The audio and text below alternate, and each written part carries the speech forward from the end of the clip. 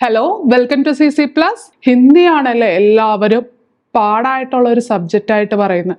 ഹിന്ദി പഠിച്ചിട്ട് കിട്ടുന്നില്ല, അല്ലെങ്കിൽ പഠിക്കുന്ന ക്ലാസ്സുകളിലൊന്നും മനസ്സിലാകുന്നില്ല, അർത്ഥം മനസ്സിലാകുന്നില്ല, ക്വസ്റ്റ്യൻസ് വരുന്നത് എവിടെ നിന്നാണെന്ന് അറിയാൻ പറ്റുന്നില്ല.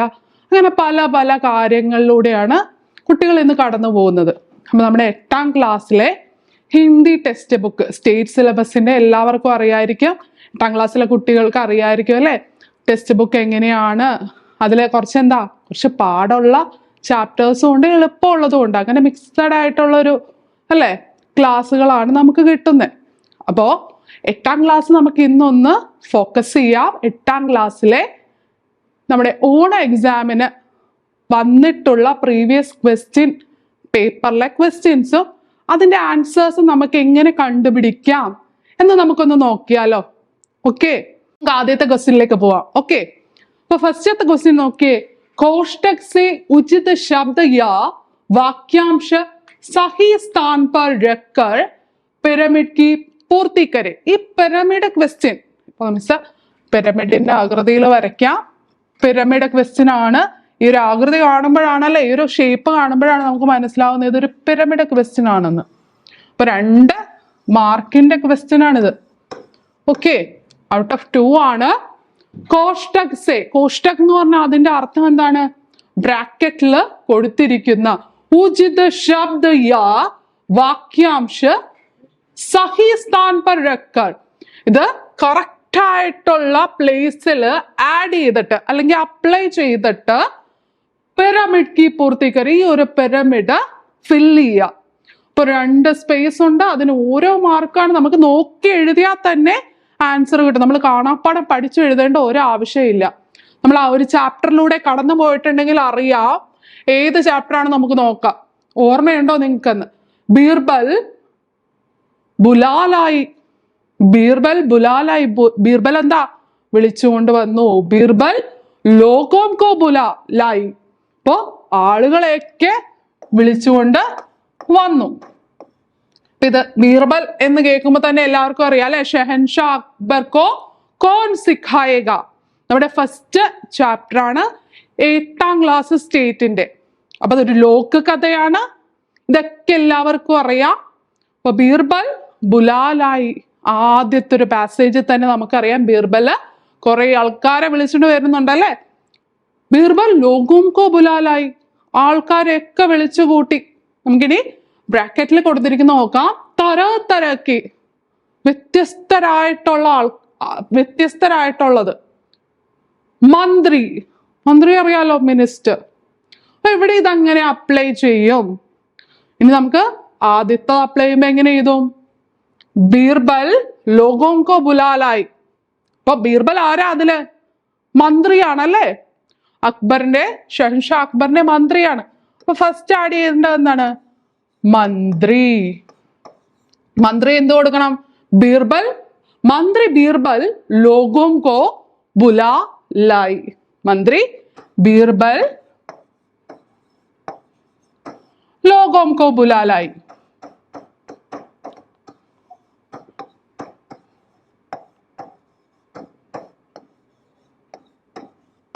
അപ്പൊ അടുത്തത് എന്താ? ഒരെണ്ണം കൂടെ ഒന്ന് ആഡ് ചെയ്താൽ മതി. മന്ത്രി ബീർബൽ തരതരക്ക് ലോകോം കോ ബുലാലായി. അപ്പൊ പല തരത്തിലുള്ള ആൾക്കാരെ അല്ലെ. അപ്പൊ നമ്മള് ഈ ഒരു ബ്രാക്കറ്റിൽ കൊടുത്തിരിക്കുന്നത് ഇതിൽ ആഡ് ചെയ്ത് വരണം. ആദ്യത്തേല് ബീർബൽ ബുലാലായി, അടുത്തതിൽ എന്ത് ആഡായി വന്നു? ബീർബൽ ലോകോം കോ ബുലാലായി. അടുത്തതിൽ എന്ത് ആഡ് ചെയ്തു? മന്ത്രി ബീർബൽ ലോകോം കോ ബുലാലായി. അടുത്തതിൽ എന്താ ആഡ് ചെയ്യേണ്ടത്? മന്ത്രി ബീർബൽ തരതരക്ക് ലോകോം കോ ബുലാലായി.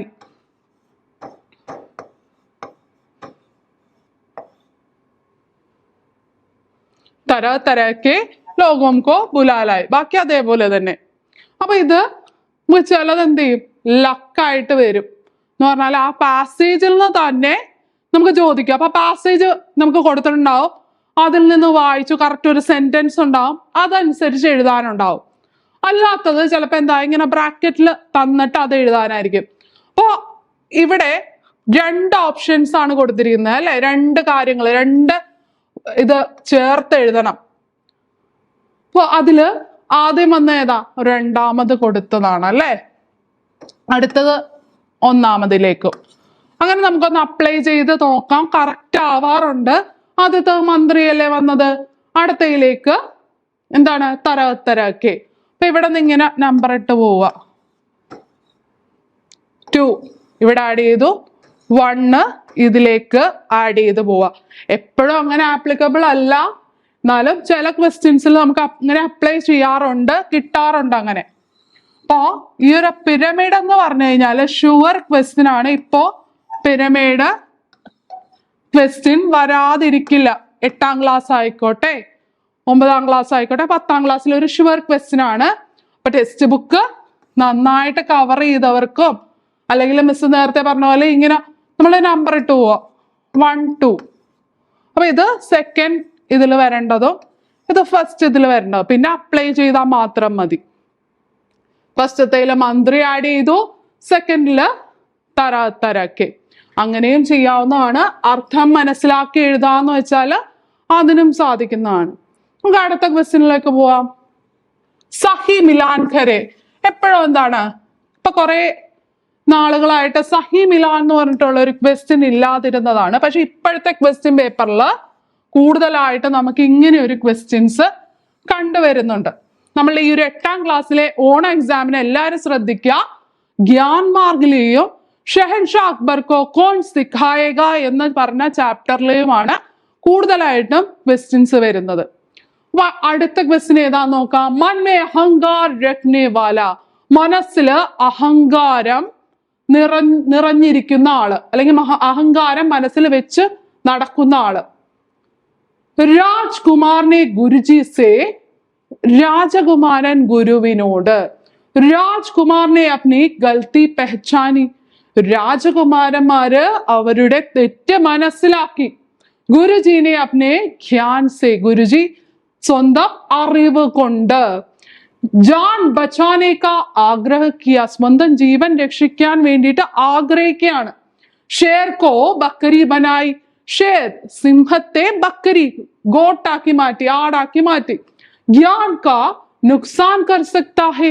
അറിവ് തെറ്റിന് വേണ്ടിയിട്ട്, അറിവ് തെറ്റായിട്ട് ഉപയോഗിക്കുക. ഓർ ഗുരുജി സെ മാഫി മാംഗ്ന. ഗുരുജിയോട് അല്ലെങ്കിൽ എന്താണ്, ഗുരുവിനോട് മാപ്പ് അപേക്ഷിക്കുക. അപ്പൊ ഇതൊക്കെ വായിച്ചു. ഗുരുജി, രാജ്കുമാർ, ഇതൊക്കെ കേട്ടപ്പോ ഏത് ചാപ്റ്ററിലേക്കാണ് നമ്മൾ നോക്കേണ്ടത്? ഇത് ഏത് ചാപ്റ്റർ ആണ്? അതെ, ഗ്യാൻ മാർഗാണ് അല്ലെ. ഗ്യാൻ മാർഗ് എന്ന് പറയുന്ന ഏകാംഗിയിലെ ഒരു ഭാഗങ്ങളാണ്. ഇതാണ് നമ്മള് സഹി മിലാൻ. സഹി മിലാൻ का अर्थ क्या होते हैं बच्चों? Match the following. ഇപ്പൊ കറക്റ്റ് ആയിട്ടുള്ളത് മാച്ച് ചെയ്യുക. മൻ മേ അഹങ്കാർ രഖ്നെ വാല. മനസ്സിൽ അഹങ്കാരം വെക്കുന്നവർ എന്ത് ചെയ്യും? ഞാൻ കാ നുക്സാൻ കർ സക്തേ ഹെ. എന്ന അറിവ് തെറ്റായ രീതിയിൽ പ്രയോഗിക്കാനുള്ള ചാൻസ് ഉണ്ട്. ഈ ഒരു ചാപ്റ്ററിൽ നമുക്കറിയാം അല്ലെ, രാജകുമാരന്മാര്, 3 രാജകുമാരന്മാർ എന്താ ചെയ്തത്? കിട്ടിയ അറിവ് തെറ്റായ രീതിയിൽ പ്രയോഗിച്ചു. രാജ്കുമാറിനെ ഗുരുജി സേ. രാജകുമാരന്മാരെ ഗുരുവിനോട് എന്താണ് ആവശ്യപ്പെട്ടത്? ജാൻ ബച്ചാനേക്ക് ആഗ്രഹിക്കുക അല്ലെ, സ്വന്തം ജീവൻ രക്ഷിക്കാൻ.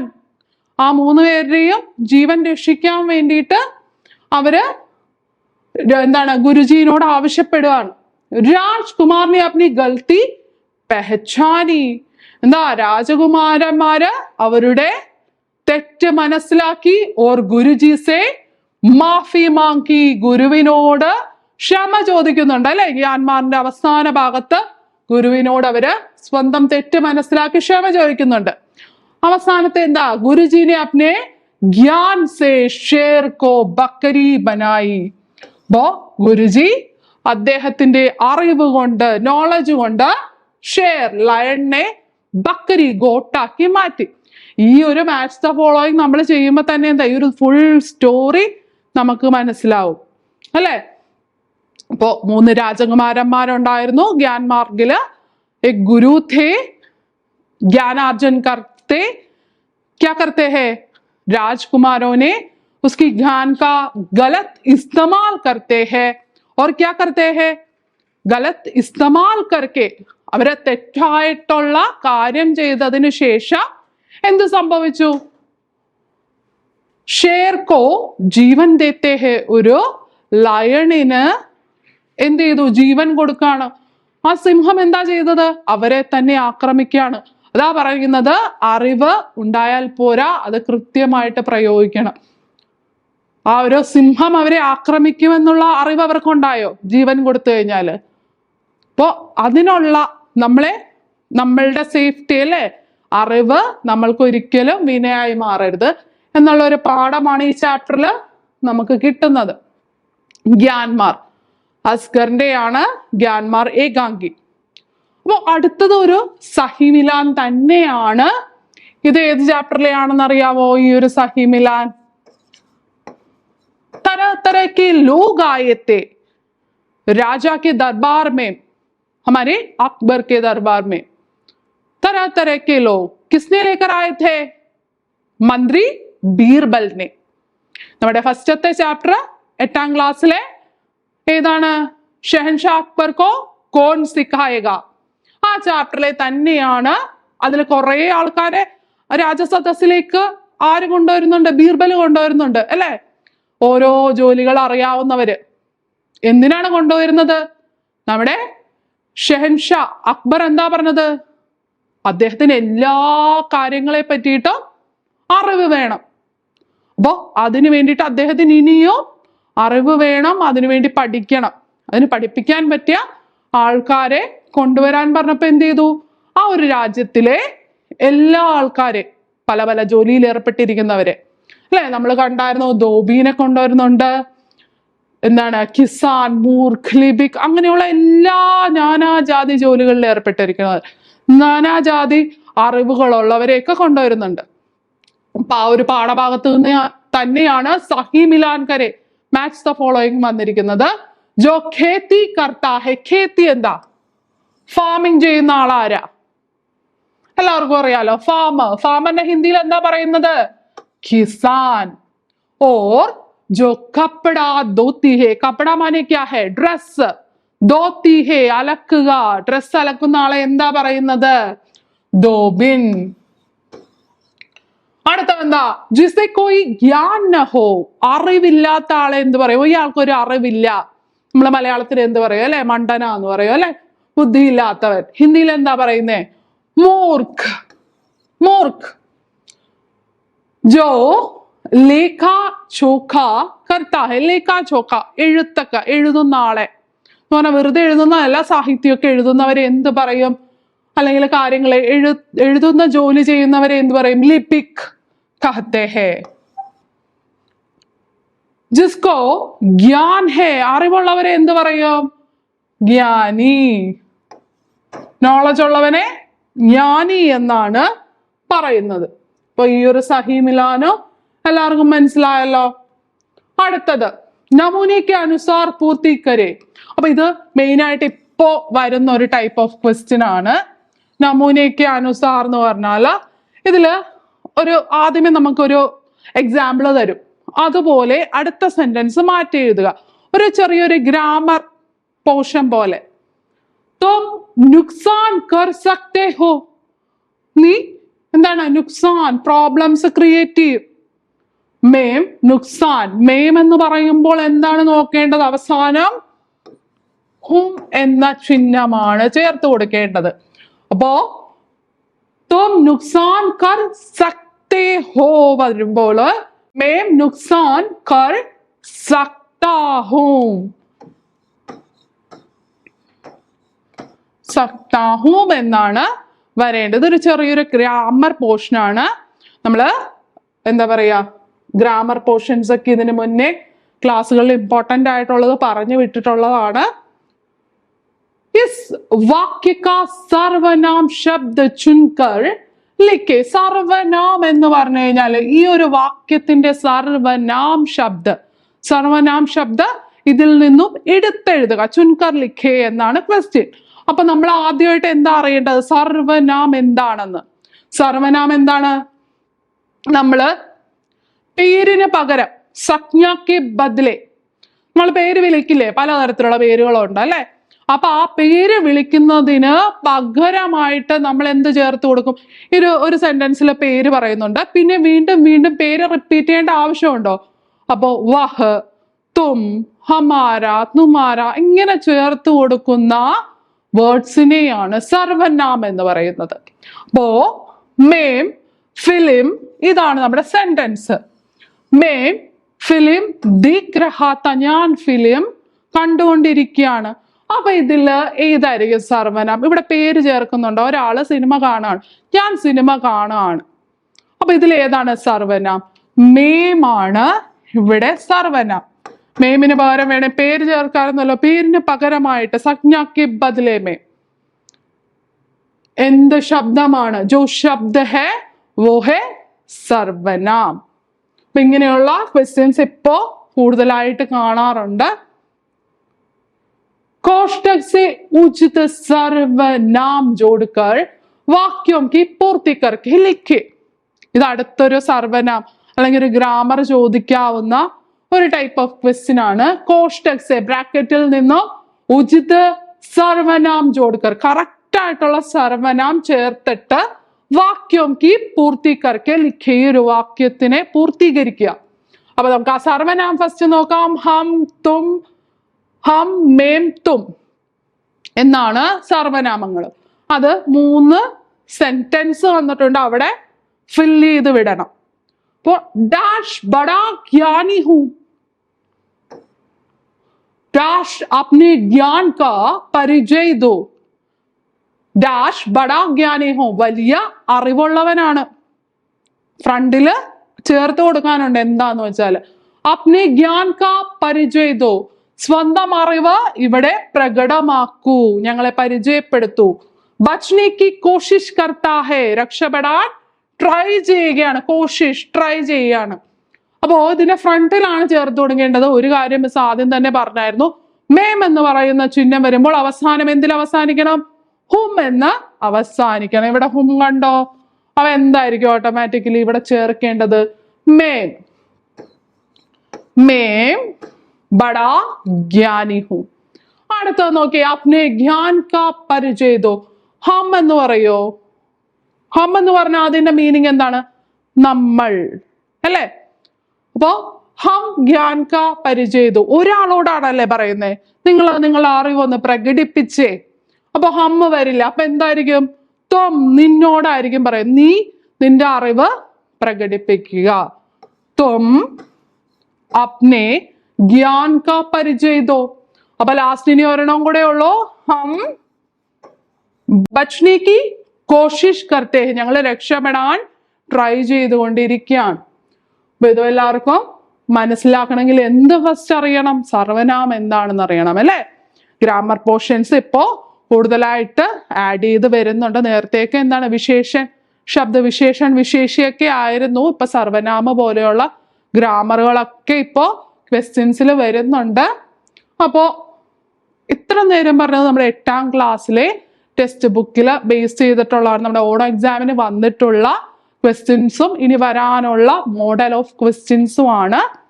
അപ്പൊ അടുത്തെന്ന് പറഞ്ഞാൽ 8, 9, 10 ആയിക്കോട്ടെ, +1, +2 ആയിക്കോട്ടെ, എല്ലാവർക്കും ഉപകാരം വരുന്ന, നമുക്ക് എന്താ എല്ലാ ക്വസ്റ്റ്യൻസിലും എല്ലാ എക്സാംസിലും ഉള്ള ക്വസ്റ്റ്യൻസ് ആണ് ലെറ്റർ റൈറ്റിംഗ്, അല്ലെ? ഒരു ലെറ്ററിന്റെ ഫോർമാറ്റ് ആണ് ഒരു പത്രം എന്ന് പറഞ്ഞാൽ എന്താ? ലെറ്റർ. റൈറ്റ് സൈഡില് സ്ഥാൻ, താരിഖ്. പ്രിയ മിത്ര ഒരു ഫ്രണ്ട്ലി ലെറ്റർ ആണ്. പ്രിയ മിത്ര ഏറ്റവും പ്രിയപ്പെട്ട സുഹൃത്ത്. മിത്ര തും കേസേ ഹോ? സകുശൽ ഹോന, നീ എങ്ങനെ ഇരിക്കുന്നു? സുഖമായിട്ടിരിക്കുന്നു. മേ യഹാ ടീക് ഹൂം, ഞാൻ ഇവിടെ എന്താ ഓക്കെ ആണ്, ഞാൻ ഇവിടെ സുഖമായിട്ടിരിക്കുന്നു. एक खास बात बताने के लिए यह पत्र लिख रहा हूं, ഒരു പ്രധാനപ്പെട്ട കാര്യം സംസാരിക്കാൻ വേണ്ടിയാണ് അല്ലെങ്കിൽ എന്നോട് പറയാൻ വേണ്ടിയാണ് ഞാൻ ഈ ഒരു ലെറ്റർ എഴുതിയത്. ഇതെല്ലാം എന്താ, ഏതൊരു ലെറ്റർ ആയിക്കോട്ടെ, ഈ 2 സെന്റൻസും ഈ ഒരു ഫോർമാറ്റും നമുക്ക് അതിൽ അപ്ലൈ ചെയ്ത് കൊടുക്കാം. അതിനുശേഷം അടുത്ത പാരഗ്രാഫ് തിരിച്ച് എന്താ എഴുതേണ്ടത്? എന്താണ് മാറ്റർ നമ്മൾ പറയാൻ ഉദ്ദേശിക്കുന്നത്? ബർത്ത്ഡേ ആയിക്കോട്ടെ, അല്ലെങ്കിൽ ഫുൾ A+ കിട്ടിയ സന്തോഷമായിക്കോട്ടെ, വീട്ടിൽ എന്തെങ്കിലും പ്രോഗ്രാംസ് നടക്കുന്നതായിക്കോട്ടെ, അല്ലെങ്കിൽ എന്തെങ്കിലും പേഴ്സണൽ കാര്യങ്ങളായിക്കോട്ടെ, എല്ലാം അടുത്ത പാരഗ്രാഫിൽ നമുക്ക് ആ ഒരു ക്വസ്റ്റ്യനിൽ നിന്ന് തന്നെ എഴുതാൻ പറ്റും. ഈ ഒരു ഫോർമാറ്റ് നിങ്ങൾ പഠിച്ചു വെച്ചാൽ തന്നെ ഒരു 2 മാർക്ക് നിങ്ങൾക്ക് എന്താ ഈസി ആയിട്ട് കിട്ടും. ലാസ്റ്റ് ഒരു കൺക്ലൂഷൻ പോലെ അവസാനിപ്പിക്കുക. അടുത്ത എന്താണ്? തുമാര മിത്ര, നിന്റെ സുഹൃത്ത്. ഹസ്താക്ഷർ, ഹസ്താക്ഷർ എന്ന് പറഞ്ഞാൽ എന്താ? സൈൻ. നാം, എന്താണ് എഴുതിയ ആളുടെ പേരെന്താന്ന് വെച്ചാൽ അവിടെ എഴുതുക. അതിനുശേഷം സേവാമേ നാം പത. ഓ സേവാമേ നാം പത എന്നെങ്കിലും താഴെ ജോയിൻ ചെയ്ത് എഴുതുക.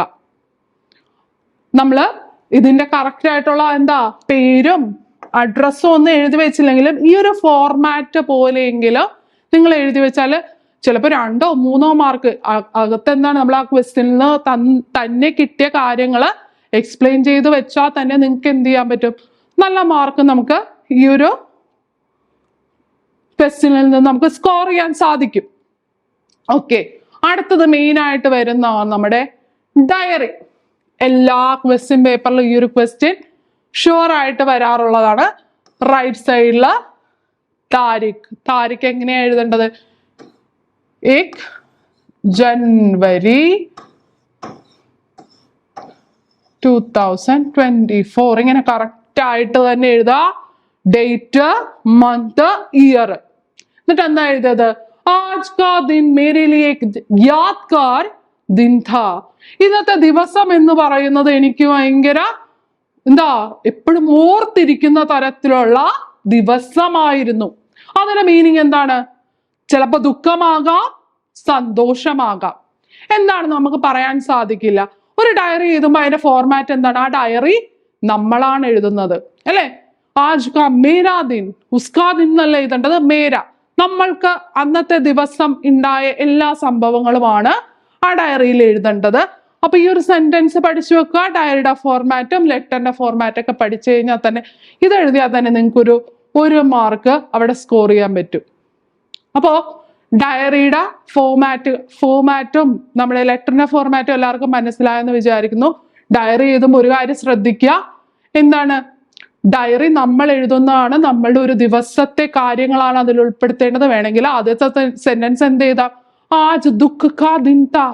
ഇന്നത്തെ ദിവസം ആജ് മേരെ ലിയേ ദുഃഖ ദിൻ താ, ദുഃഖകരമായിട്ടുള്ള ദിവസമാണ്. അല്ലെങ്കിൽ ആജ് ഖുഷി കാ ദിൻ താ, സന്തോഷമുള്ള ദിവസമാണ്.